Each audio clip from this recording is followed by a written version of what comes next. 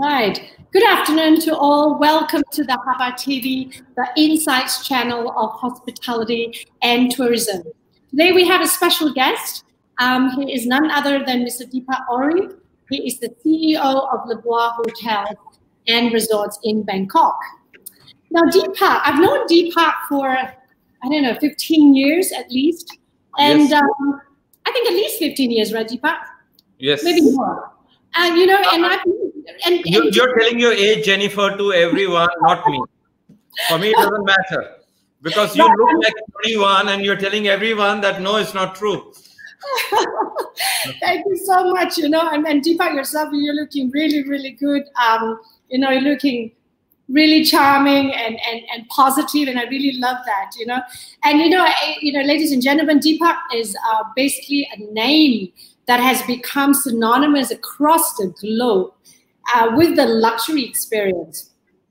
Now, he actually made Lebua Hotels and Resorts as a global luxury brand in just 14 years. And he joined Lebua at its inception in 2003, and he has brought the vision of the brand to reality and have expanded it across 4 continents. Now, under the Lebua brand, they've also got several of the world's finest 5-star hotels and restaurants, and including 2 Michelin-star restaurants in Bangkok. Before joining Lebua, Deepak held operational roles, and he was an executive at some leading businesses and hotels in India and in Asia. And Deepak's recognized globally. He's a visionary hospitality leader as well as a luxury marketer. And he's a very sought after speaker at international conferences and top business schools worldwide. So today, our topic is, who says hospitality and tourism has no future? So Deepak will be sharing with us his views on the positive outlook of what he feels the hospitality and the tourism sector's future. So welcome to our show, Deepak, and thank you so much for making time to join us on HAPA TV. Thank you, Jennifer. Thank you very much for such a great introduction, and such a pleasure to see you after such a long time. So Yes, times have changed, but you're still the same. And that's what I say about the hospitality. Though times have changed, but hospitality remains the same. Right. So that's the interesting part, right? You know, I mean, you've been in the industry now for what, 35, 36 years? Yes. Yeah, so that is a long time, and you've always dedicated your career to creating exceptional hospitality experiences for the ultra wealthy market. Can you share with us? Created the hospitality experiences. Some of the ultra wealthy customers created it by making it exceptional. I can't create an exceptional experiences. I just create experiences. It's the customer who comes, enjoy and make it exceptional. So I thank all my customers for making us such an exceptional place, and we'll be back again soon. That's great. That's great. So Deepak, can you share with our audience, how did you get yourself into the hospitality industry? Because there was nowhere else for me to go. I was not studious. You know, I just shared that joke with you that in Hindu, so just to tell you my level of intelligence. When I was an 8th student, there's one epic called Mahabharata. And the question that teacher asked me in a class, you get question papers when you're young. So one of the king was blind. He had 100 kids. And one of the king, the cousin, who had 5 kids, but he was not blind. So the teacher asked, how come the king who was blind had 100 kids? I said, because he had nothing else to do. I got scolded. So that was my level of IQ or whatever. But I knew how to talk. I knew at early stage how to be witty. And I always believe in smiling. I still smile. You know, and saying that we have just launched a package of in Thailand for domestic tourism called 555, and if you translate that in Thai, it is called ha ha ha. So again, it is about smile. So we are keeping hospitality industry, that smile, even alive now as we are going through this pandemic in the whole world.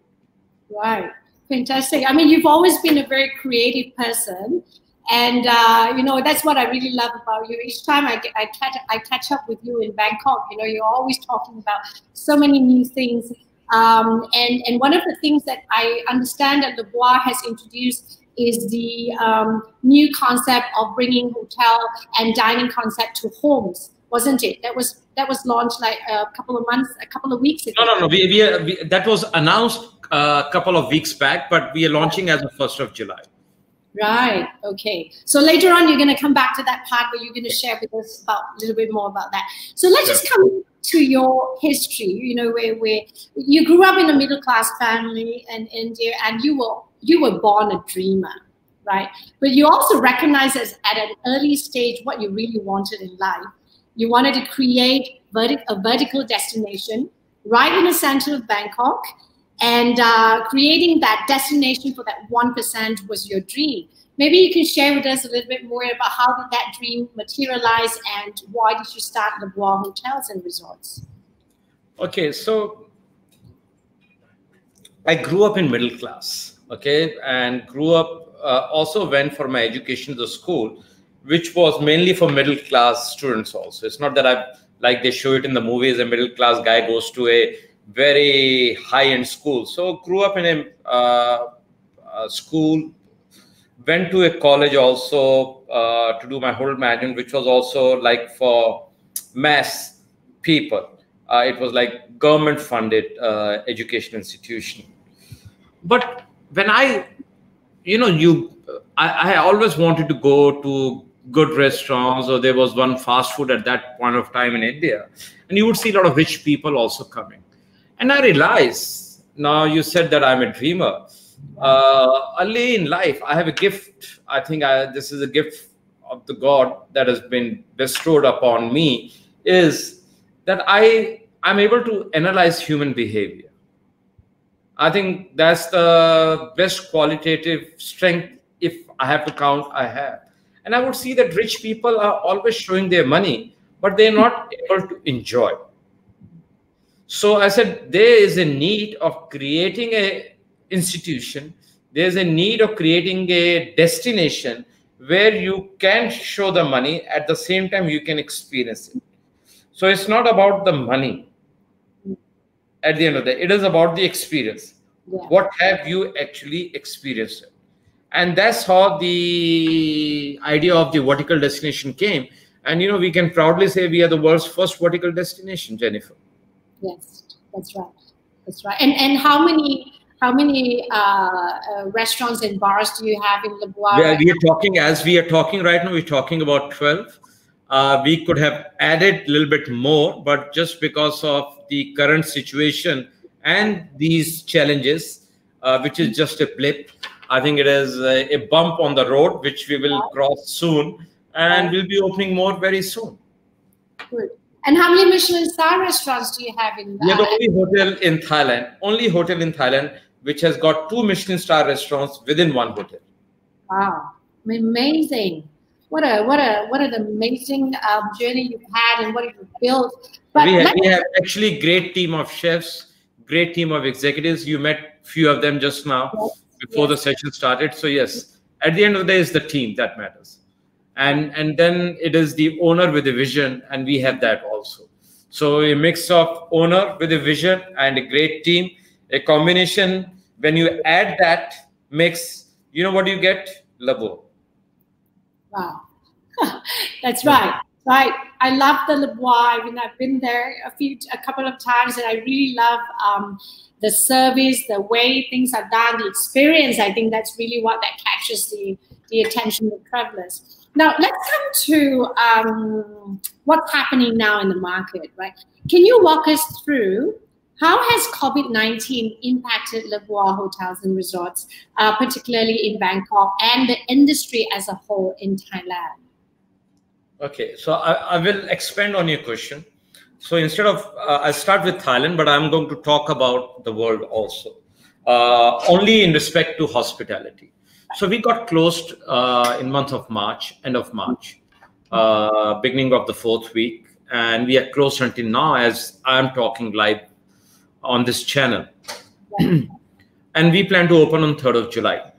Now, it has never happened in my career that we have closed the operation for so long. And I don't think so it has happened in anyone's career anywhere that they had to close it for such a long period of time in any part of the world. Okay. So if we have to go back, it was 100 years back, Spanish pandemic. That is where the world had seen something of this sort spreading. Now, Thailand hospitality, Thailand government has done a great job from where it started. See, when it started, everybody was talking. We were on top of the news, and we're still on top of news as a destination or as a country. In beginning of February, we were number 3 country with the highest number of cases, COVID. And right now we are in the news that the only country where there is no COVID in the country. And only COVID cases that are happening are the foreigners who are coming into Thailand or returning into Thailand. So that are the only few cases that is happening. So in 3 months, the government, just imagine, so it's a journey. And the reason I'm explaining and taking a little bit longer to explain this is because I want everyone to listen to this one carefully so they understand how the business is going to come back. A journey for a country where it was number 3 on the list, high risk, a country where everyone in the world is looking. Okay, now people are saying Australia and New Zealand are good. But Australia and New Zealand, if you see, they're good, but not as good as Thailand, because Australia and New Zealand are islands. They don't have borders. But Thailand has got a small border with Malaysia, okay, has got border with Mekong River, Delta has got border with Cambodia. And so there can be a lot of, and some of these borders are porous. I mean, however strict you are, people can come in, and still we are able to control the outbreak is truly commendable. And that is something, a case study for the world. Now, what is happening also in the domestic market, the food and beverage has opened. So as the domestic, few hotels have opened. By first week of July, everybody would have opened. And we see that domestic consumption is on increase. Now here, what everybody said when the domestic consumption will start, that things are not going to work. Okay, hotels, nobody knows yet. But for the restaurants, the business is good. So what this pandemic has done is actually it has created a fear. And for private sector, it's a private sector, public sector partnership. A public sector intake is to bring us to this stage that we can open up, create that atmosphere, create that management of the disease and the spread, contain it, that we come to this level that we are able to open up, at least to begin with, for domestic market, which is a very good thing. Now, what do we need to do is we need to work along with our customer, along with the distribution, to contain the fear, because a pandemic is 70% fear and 30% management of the disease, not the containment. We have done until now containment. Now, management of the disease, we leave it to the scientists, we leave it to the pharmaceutical companies. But for us, as private sector, we need to work towards the fear, take out the fear out of the people.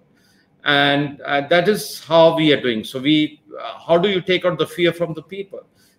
First package was hotel to home. How does it work?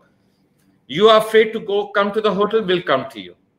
But in a way, look at it from the perception point of view. If it is safe for us to go to people's home, it is safe for people to come to our home also. Do you understand? It is vice versa. So that is one point of creating that fear. Second thing is, when Thailand opened up for domestic market, alcohol and everything, if I'm not wrong, on 15th of June. Okay, so when it opened on 15th of June, before that, people had to wear the mask. It was mandatory, public places. I am thankful to the people of Thailand also, because they followed it like a regime. Right. And that is why we're in this situation. And I'm using your channel to communicate where everybody who's listening from different part of the world, they have to understand that we can't just put it on the government alone. It is government and people who need to work together to get rid of this pandemic. And people more, because that fear factor, government can't help to remove, because, in a democracy, we always blame the government for everything. So government is in a very tight spot. So we have to work independently, every private sector, whether hospitality, oil, infrastructure, to tell to his partner that, yes, we are doing well. And we have to work on the management of fear. So sorry, I took a little bit longer to answer your question, and that's what it is. I really love the part. I mean, you're one of the very few people that I've spoken to that actually looks into the entire crisis in this manner, where you actually literally put 70%, which is to manage the fear more than the crisis, or rather more than the COVID-19 itself. And that's absolutely true, because people are not traveling, they're not going out, they're not spending. It's all due to fear that they would be infected, or a sense of worry whether these hotels or restaurants are actually following SOPs. But the fact that you were mentioning about the balance between what the government is assisting, what kind of assistance did the Thai government give to the hospitality and tourism industry? Because like in Singapore, they gave us a wage subsidy up to 75%, and they also managed to say no rent for the next 5 months, which is partially absorbed by the government and partially absorbed by the landlords. So what happened in Thailand in terms of government assistance? So government has done, in Thailand, government has gone twofold. So we are ahead of Singapore in that. I hope my Singapore visa doesn't get cancelled now. Okay. so the government has done actually almost much better than any of the government, because government had given subsidy to its employees. They managed that. So what government managed that, not only in the hospitality, in every sector, that the employees, nobody should starve, which the government managed it very well. Second, for hospitality specific, government has done something very nice. The government started the domestic packages, which they are subsidizing, where 40%, say if you're spending $100 in room, 40% of that $40 government will give it to you. So in the end, consumer is saving 40%, but the hotel is getting complete 100%. So in another way, they are subsidizing generating confidence among the customer to travel. Then airline packages. Then the government is requesting us indirectly, not specifically, create a confidence among the domestic package, and then they will soon start the travel bubbles with international countries, which they deem necessary, safe, and without quarantine, to start the channel. So I think I have never seen any government working so efficiently. The only government, to my comparison, that has worked so well is Australia and New Zealand. Right. And you've got properties in New Zealand as well, isn't it? Yes. New Zealand and India. So how are those properties in New Zealand and India doing? So New Zealand is open up, and in India, one property is in a red zone, and the other property is open. But while we have opened the property and while the airlines have started flying, but in India, what India needs to do is maybe, because it has also got its border open to many different countries, I think India should take a case study from Thailand and see how they should efficiently manage the containment of the disease, not the management of the disease, but the containment of the disease, I would say, because there are a lot of cases that are happening in India, and medical facilities are stretched quite a lot. Okay. And when you see there's an increase in cases in any part of the world, and that was the case in Thailand also, people, we have got these days, we have become very intelligent and smart. In our time, there were no mobile phone when I was young, but now everybody has got mobile phone, and we are relying on big data. And big data alone, big data is right, don't get me wrong, but big data alone is completely wrong, and that has been proved in this pandemic, where we have. So I'm coming to that. Let me answer your question. Why? Because if we go back to the month of February, start from February, and we take each month, Feb, March, April, May. So we got 4 months, and let's look at this big data. All this quant guys, how the economy would suffer, how many cases that will happen, How many ventilators will be used all over the world? Everywhere they have gone wrong. Yeah. So much so that one of the richest men in the world gone wrong on the airline stock. He sold his stock 15 days early. So yeah, because after 15 days, the airline stock in US has gone up. So that's the point. And why it has, and I've been saying that in every channel. People who have been following me may have heard me saying this before, but this is very important. So that was an epidemic that is called Ebola in Africa and Sierra Leone. And the big data people said that epidemic won't spread. And you know why they said the epidemic won't spread? Why? So now I'm just putting my hand in the jacket. I'm taking out this mobile phone I have. Okay. Right. They were thinking that when people are traveling, they're carrying their mobile with them. So they were tracking people movement through the mobile phone, and they went wrong because in that country, people don't carry mobile phone with them. But still, there was an epidemic that was spreading. Do you know why? Because at the funeral, they were touching the body. So we missed in everything. And that's why I'll come to this, that the luxury is going to come back because we have always missed the qualitative aspect. Right. Yeah. That's so true. I mean, it's really, really interesting insight on how you look at things, very, very differently in that sense. So let's come to your restaurants, right? You've got Michelin-style restaurants. You've got, mainly a lot of fine dining restaurants. Did you do any takeaway or delivery during the lockdown and during the crisis? The only takeaway and delivery I used was to order the vegetables at home. At home. We didn't do any takeaway or delivery. And I'll tell you why. Why did you do it? Did you ever hear a question I'm going to ask? People always laugh at me when they ask me, who's your competitor? So I said, my competition is Louis Vuitton. Our competition is Hermes. Now tell me, in any part of the world, has Louis Vuitton done a delivery at home? No. So how can we do the delivery? Because in a luxury, there are two things very important. One is you make your own product, which takes care of the quality. And then you control your distribution, which takes care of the image. So the two important things in a luxury is the quality and image. I am compromising the quality as well as the image when I am doing the delivery. I cannot be luxury anymore.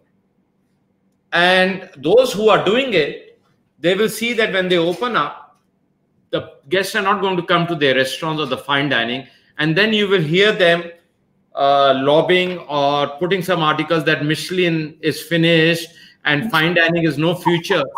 But they are themselves responsible by not upholding the quality and image of their brand and their product.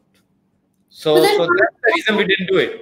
Yeah, but Deepak, what about those restaurants that, they don't do any takeaway and delivery for the last 2-3 months? How would they be able to sustain? Where would the revenue come from? Okay, so for us, there was no revenue that was coming. In a business, the first thing that is taught is reaching the right multiple. And reaching the right multiple tells you quite a lot. Reaching a right multiple tells you that your business model is based on revenue, cost, and the bottom line. Second thing that it tells you is the cash reserves you have. How do you use and keep your cash reserve? Third thing in any business, after this 2008 financial thing, ethics and conscience has come.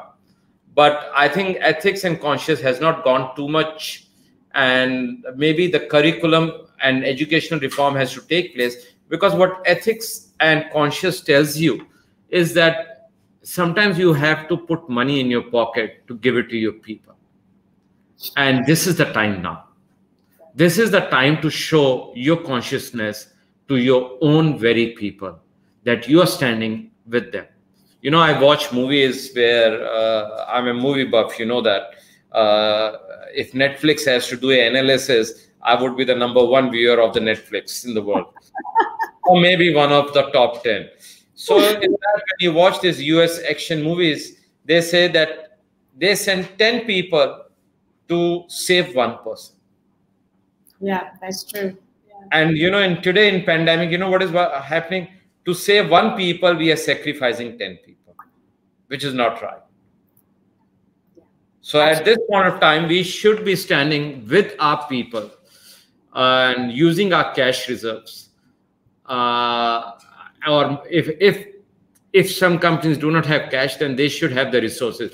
Rather than laying off 20 people and telling them to go to 20 different people to ask for arranging the money, one company should go out and arrange money to look after those 20 people. That would be one thing I would say. I'm actually very disappointed how the hospitality sector has acted in letting the people go. I am also part of the hospitality fraternity, and I apologize to everyone who has lost the job. I don't want to add salt to their wound by saying that we have not sacked anybody. That is what we have done. What I wanted to see is what we have done should have been followed by everybody in the world. So I am very saddened by this event, because one question I'm going to ask, we are talking about the second wave, right? So when second wave will come, would you still get rid of your people? That's a question I'm going to ask to everyone who has laid off the people. And if the answer is yes, all the employees who are working in this company, they are working in the wrong company. That's it. So I would take it as Lebua has not laid off any staff. You've not done any. Not a single one employee out of 1,500 people we have. Right. Wow. Okay. And have you done any pay cuts or any revisions? Yeah, we have done the management. That's called reaching the right multiple. Within the month of February, we had put the staff council. We sat with all the staff in different parts of the 3 different parts of the world where our properties are there, and see how we could manage that. So yes, there has been I would say, a management of the salary that we all have agreed. Right. Okay. Well, that's really very inspiring to hear that, the Lebua hotels and resorts have capped all 1,500 of their employees during this pandemic and crisis time. So really, my hats off to Deepak. Yeah, right. But I'm not smiling on this, Jennifer, because I'm saddened by other people who have lost the job. I wish our fellow colleagues in the industry could have followed this. But what are your thoughts about those hotels that had to close down?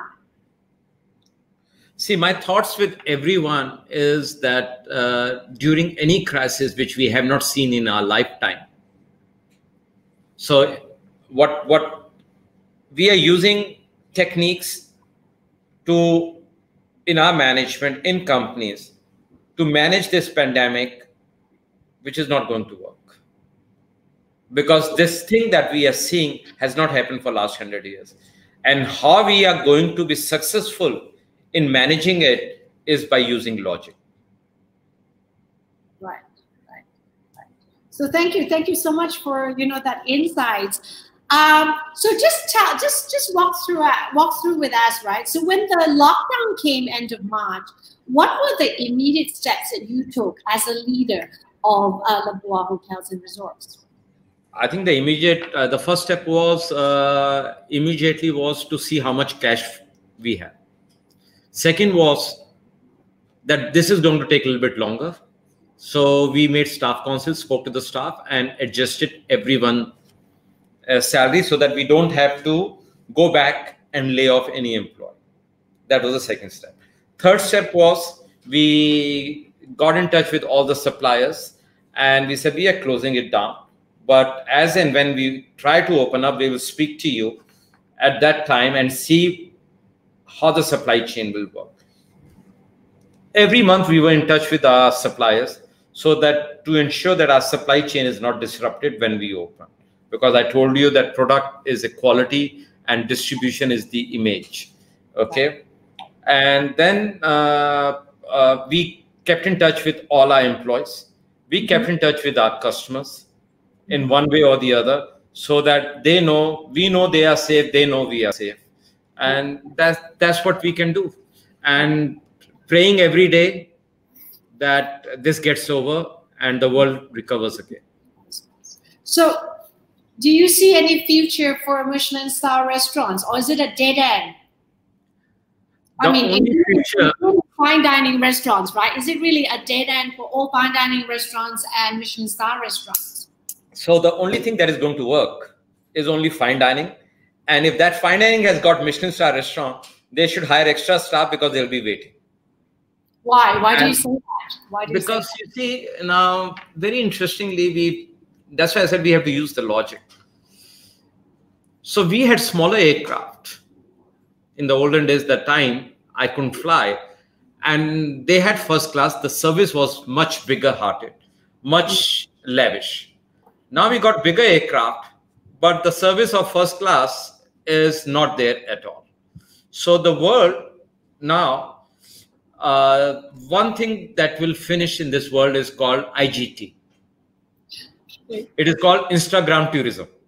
That you go to this place, take a click, put it on your IG. I'm not saying Instagram will finish. I'm saying Instagram tourism will be over.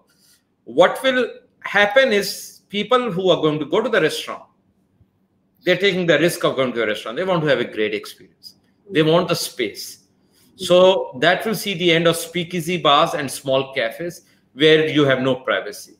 So the place where the dining room is big, where there's a service, where people are enjoying, they are sitting comfortably and having a proper conversation. Because until now, there were never a conversation. You can easily go to a restaurant today, you know, like they show it in the Spies movie.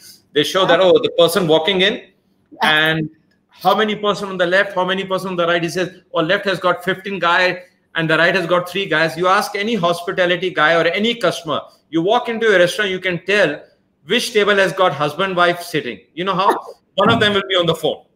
Yeah. That's right. Because they're not talking to each other. So now that days are over, people are going to start conversation. They're going to sit together, enjoy that experience of going out. So that is the time that is going to come. But is that the reason? Is that caused by the fact that the higher income and the ultra wealthy are not affected by these crises, and therefore you feel that there is a huge potential for fine dining in the future? No, it is in see, luxury is not for high net worth individual. Luxury for me is available at every space, every paradigm of pyramid. Every paradigm of pyramid has got luxury. Luxury is even for mass. For those people, they are ordering food. Pizza at home is also a luxury. Why? Because they're saving the hassle of going out. And that's a luxury to sit in front of the TV and having a pizza of their choice. That's also a luxury. So luxury is in every paradigm of pyramid. So luxury and experience can never be replaced, will never be replaced, and it is there to stay. Is this only applicable in Thailand, or you think it's applicable globally? It is global. It is, I mean, I will use this, the 1950s of New York will come back. Right. Wow, now, a suggestion for all the guys, you know that movie, The Great Gatsby? Yes. So I can only say to the guys that, okay, please save money to buy that Tiffany Gatsby necklace for the ladies, because they want to wear that and go to a fine dining restaurant, and they may like to have a great dress because if the restaurant is Michelin, because that is the future. Right. What about, okay, so Deepak, what about like big events and weddings in Thailand? Or no, not Thailand. All over the world, the big events are gone. Yeah. So big events, see, you, like I said, people are going back to the space. Big events are cramped. So people are going to enjoy the experience and they will enjoy the space. You know, those Hollywood movies where 40 people cheer on the beach and people are having champagne, great food, they're enjoying. Those are the times that are going to come back. Right. So what about in terms of tourism returning to Thailand? How do you see tourism returning to Thailand, and how long do you think the recovery will take? If any country will be a #1 country in recovery of tourism, that will be Thailand. Let me tell you that. Right. And how long do you think the recovery will take? And why do you think that? I think this recovery is dependent on us as private sectors, because we have to give the confidence to the government that this domestic tourism is without any infection and we are respecting it. and we are continuing to take the precautions. And then the international tourism will come. So I can't tell you the date. If I could tell you the date, I could tell you everything. So, but what I can say is that we are coming to the end of the tunnel soon. All right, that's good. That's good. We are going to see the daylight. And I think you probably the light at the end of the tunnel is going to be showing soon, in your opinion. So that's what I'm saying. We are going to see the daylight. I don't know whether we can see the James Bond or not, but we'll see the daylight. Okay, so now, Deepak, you believe that the focus of hospitality should be on creating lasting emotional connections for guests. And the Lebua launched a new dining concept called Hotel to Home to cater to the new normal lifestyle in Bangkok. Can you tell us more about this concept? Why did you create it and when is it rolling out? Hotel to home is different from delivery because we said we want to control the distribution. Hotel to home is we come to your house, we take care of housekeeping, engineering, everything. We cook the food in your house and we serve it to you there. The only thing, so everything becomes very emotional for you. Everything becomes an experience for you. The only thing that is known to the customers or the guests who ask us to come to their home is their surroundings. Right. Because they're familiar with their surroundings because that is their home. But everything else, what we do is, and this is the reverse of what was happening. Before, pre-COVID, people would travel to the hotel and say, that is our home. Mm-hmm. Mm-hmm. Yes. Right? It's a home away from home. So now we have changed that to hotel to home. Right. So is this hotel to home, how is it, how do your guests subscribe to it? Is it a monthly thing, a daily thing, or is it just like any hotel booking where you No. So they call us, say Jennifer wants to throw a party of 10 people. So Jennifer calls us, we come and inspect your house. The reason we come to inspect your house is we want to see the kitchen equipments and everything. And of course, for 10 people, Jennifer is going to cost you $12,000 for a dinner. US dollars, okay? And we take care of the wine pairing, we take care of the 6 to 7 course food, and that is how it works. That is the minimum package. And you can add few more meals, you can add for 2 days at your home, and everything including breakfast, lunch, and the price would be different for that. Wow. And this would also include your Michelin star restaurants or Michelin star Yes. That's why we come in to inspect your house. We don't say yes just because you're paying us the money. We want to see that the equipment at the house can cater to the quality. For us, the quality is very, very important. Right. And when are you rolling that out? 1st July. 1st July. And we have already refused 2 guests. Oh, wow. Okay. Not because of anything, but why we refused it? Because in their kitchen, we can't give that kind of quality. So that is how conscious we are of quality. Right. Forever, right? You talk about Deepak. You know, Deepak is only about quality and customer experience, emotional experience, and that's what connects Deepak with it. Okay, let's now talk about you as an entrepreneur, as a leader of hospitality at the Lebua. How has it been for you? Mentally, emotionally, physically, or whatever, when you first heard the news about this lockdown, what went through your head, and what was it that you felt, and what was it that you told yourself? Okay, so I'm going to tell you, first of all, Jennifer, I want to take this platform and say thanks to you, because if I'm an entrepreneur, the first one to recognize I'm an entrepreneur were you, because you gave me that award in year 2006. If you remember. So thank you very much for that. So that was the first ever award I had received. And that was from HAPA. Okay. So thank you very much for that. Okay. Thanks. Okay. So that was the recognition at that point of time. Now today, if I look back, it all looks easy because there are many people who are recognizing and I'm getting that award. But you always are grateful to people who recognize you first time. And I'm thankful to you. Second, this pandemic, when it came, I follow Gita. Gita is a Hindu mythology. It is equivalent of Quran and Bible, Gita. But I don't read and use that as a religious book. I use it, but Gita, besides being a religious book, is a great management book. Right. And I would be telling a lie that I didn't panic. Everybody panicked, and I was also one of them. But you know, how do you take control of your emotions at that point of time is more important than breaking down, right? So how I took control of the emotions and the situation at that point of time, that I followed Gita. And in Gita, it is written that, you know, the time is not in your hand. Time is not in your hand. And this moment and the time was not in our hand. But he said, what is in your hand is your ability to take a high road. Ability to be honest, conscious, and justful. And that's what exactly we did in this 3 or 4 months. We did exactly what we could do and what is in our hand. And what is not in our hand, they said, do not cry about it. So we are not crying and we are smiling. So that's a great quote from Gita, which we followed and helped us stay strong. Right. So what was the first feeling you had after panic? After panic is to open the book in the morning. That's the book I read at 5 a.m. every day. And I read this and I knew what to do, and then I never panicked. So everyone is telling me, why you're so calm? But the reason we are so calm is because we know the situation, the time is something which we cannot control, and time will pass. Right.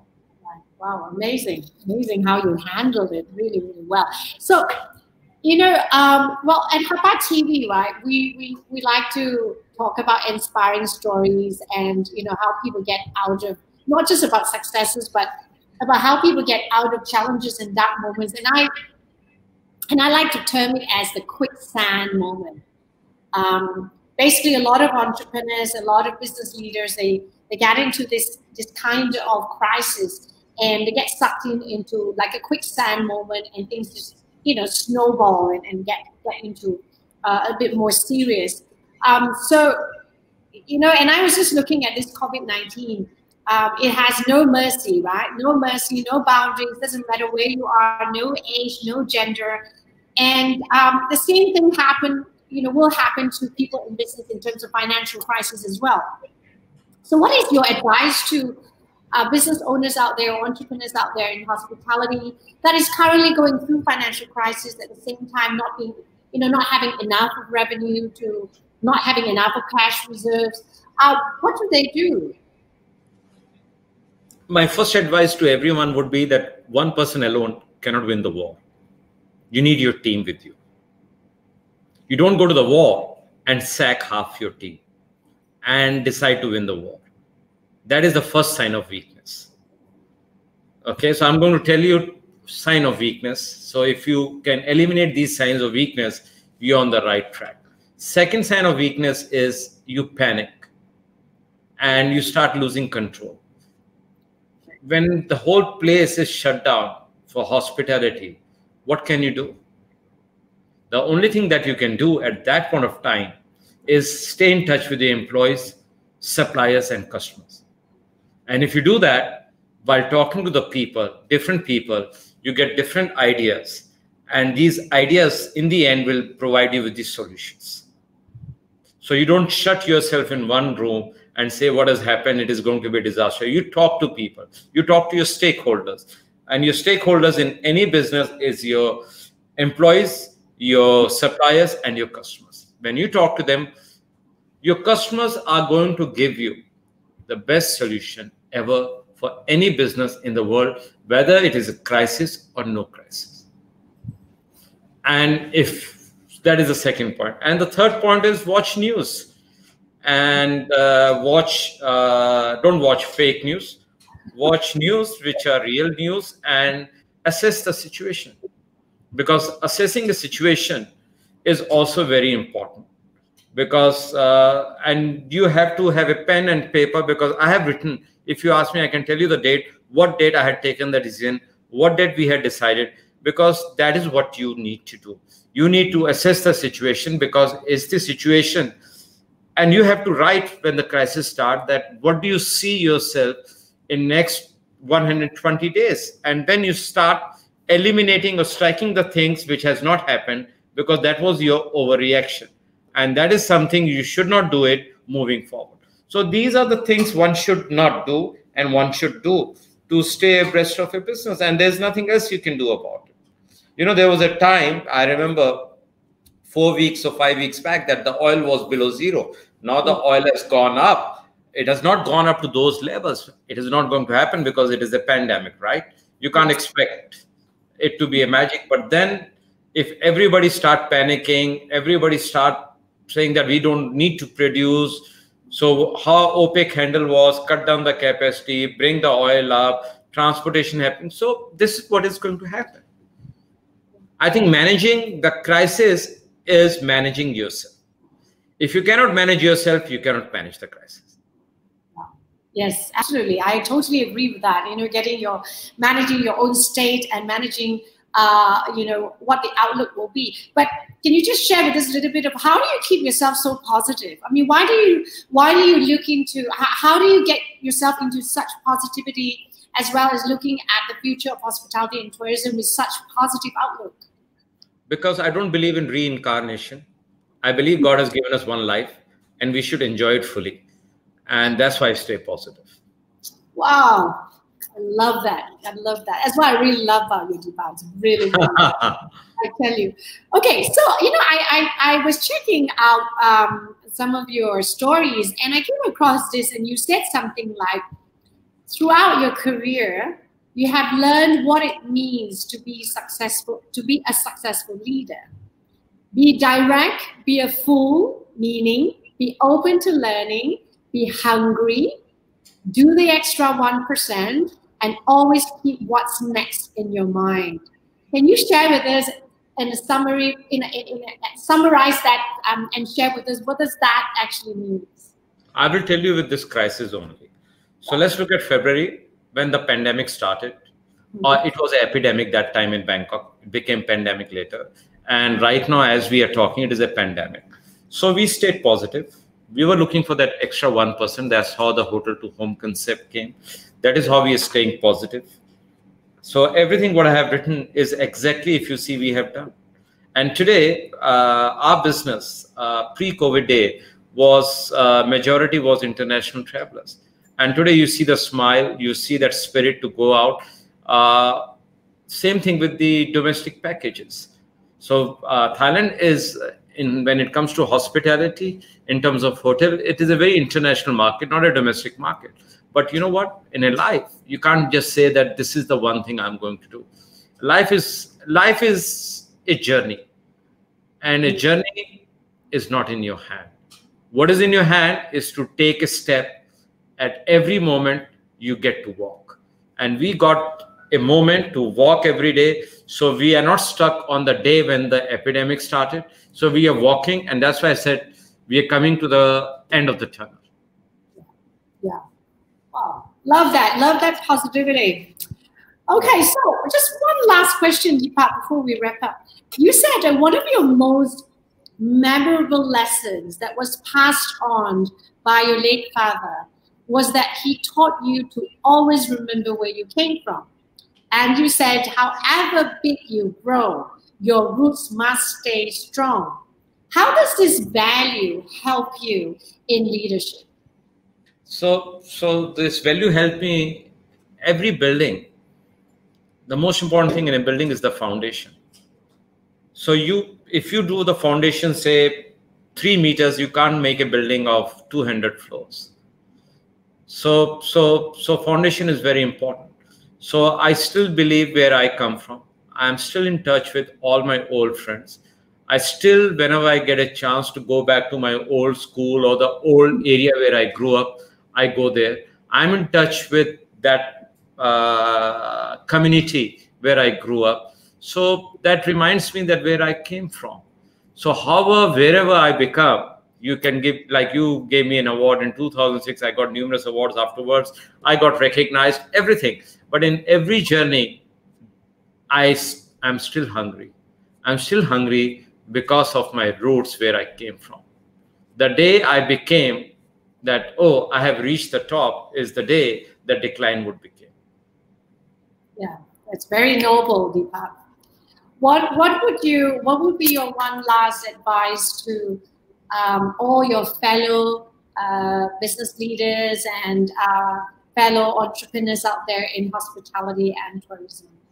Stay positive and stay safe.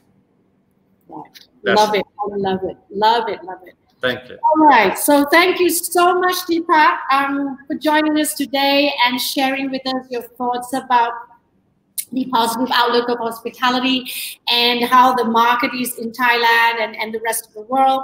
And, you know, we would love to have you back, you know, towards the end of the year to see how things have been moving and how Lebua has opened the doors after 1st of July. So thank you to all of you listening in, ladies and gentlemen. Thank you so much for spending time tuning in. And we will have more inspiring stories coming next week. Very, very interesting interviews lined up for the next couple of weeks. And I'd love to see you again. So thank you. Thank you, Jennifer. Thank you very much. Stay safe. Thank you. Thank you. Bye-bye. Bye-bye. Thank you.